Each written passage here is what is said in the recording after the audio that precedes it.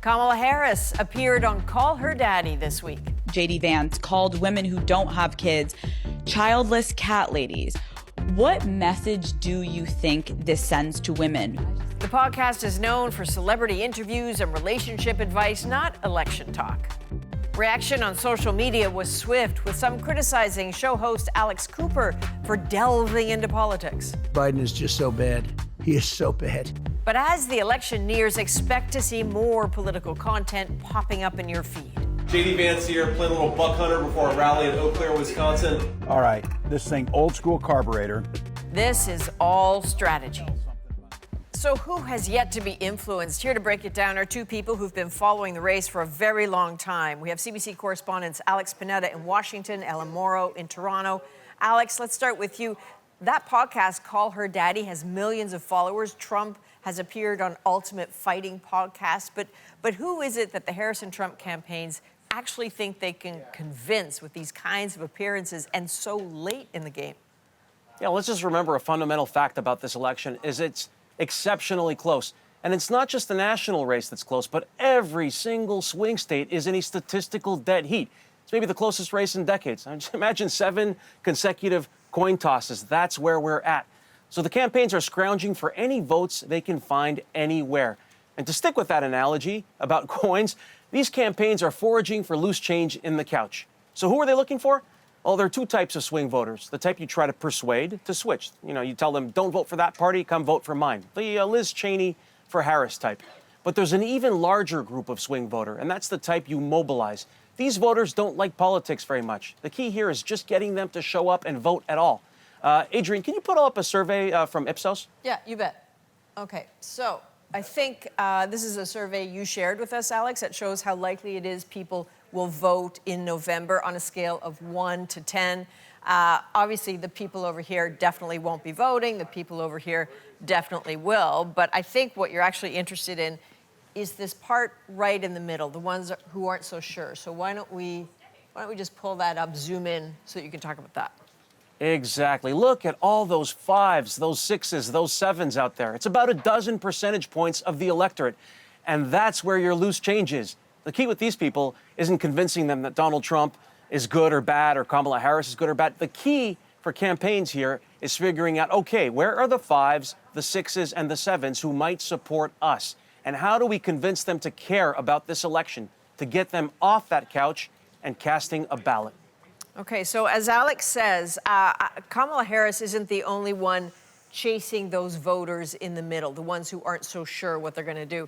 Donald Trump was in Pennsylvania over the weekend campaigning with Elon Musk by his side. Ellen, how big a deal was that?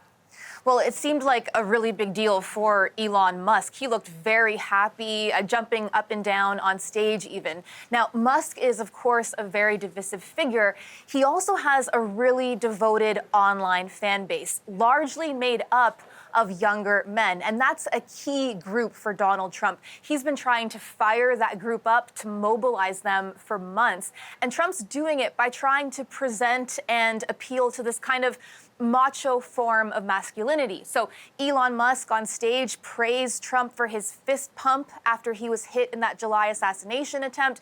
Trump's gone on Ultimate Fighting Championship UFC podcast. He was on Logan Paul's podcast. Paul, a WWE wrestler and controversial influencer with millions of followers. Trump also did a live stream with another right-wing influencer that got hundreds of thousands of views. And all of this also really speaks to the really stark gender gap of this campaign. Some polls have suggested that young women are becoming more progressive and young men more conservative. So Trump is talking to these fighter guys who present as sort of alpha males, or try to, while Kamala Harris is on Call Her Daddy talking about reproductive rights. But Kamala Harris is also going after male voters as well. She went on Howard Stern this week, and a member of the Harris campaign youth team was really explicit about why, pointing out that Stern gets 10 million listeners, and most, he said, are younger men without a college degree. So to go back to Alex's metaphor, we are seeing this scrounging for voters anywhere and everywhere, trying to get them out to the polls. It seems also that part of the strategy of these choices is clearly reaching people who just aren't consuming traditional media. Absolutely. I mean, we've reached a milestone in this election where you could feel the balance of power tilting away from traditional media to non-traditional types. And I'm not just talking about social platforms like Facebook and Instagram. I mean, they've been around for a while. What I'm talking about are the new stars of this digital ecosystem, people with a huge following. And you really saw this at the Democratic convention, where some of the best real estate on the convention floor was reserved for these influencers. And I'll never forget being in line outside the arena in Chicago and meeting a guy who was very friendly. We were standing together in line. I wouldn't have recognized him in a police lineup. But I found out later, he had 5 million followers on just one of his platforms. I mean, that's almost as many as the Prime Minister of Canada. Just this regular guy. So remember that Ipsos survey we were just talking about? Those people who say they're 5 on 10, 6 on 10, 7 on 10 in terms of certainty to vote, this is where they are disproportionately getting their news. For some, like Ellen said, it's Ultimate Fighting podcasts.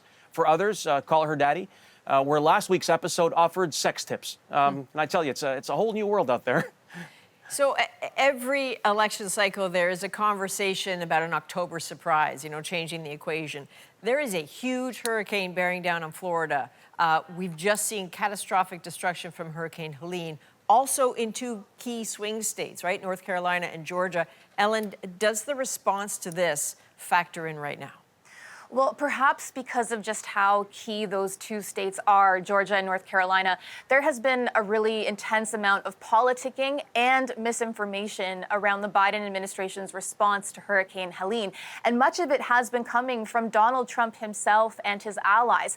Trump went to Georgia after the storm, where he claimed that President Biden was ignoring calls from Georgia's Republican governor. The governor then had to come out and say that wasn't true, that Biden had offered any help the state needs. Trump also said that federal disaster relief funding had been diverted to illegal migrants from the storm. The Federal Emergency Management Agency said that's not true. But it all speaks to attempts to rile up the base in those key states where Trump had already been leading in the polls. Now, beyond the politics here with these storms, there are logistical concerns for voting. People have been displaced. So much infrastructure has been destroyed. So election officials in these states now are scrambling to figure out how all of these people can still vote. And that problem is only going to get worse for officials in Florida, Adrienne, after Milton goes through. Yeah, you bet. Alex Panetta, Ellen Morrow, thank you both. You're welcome.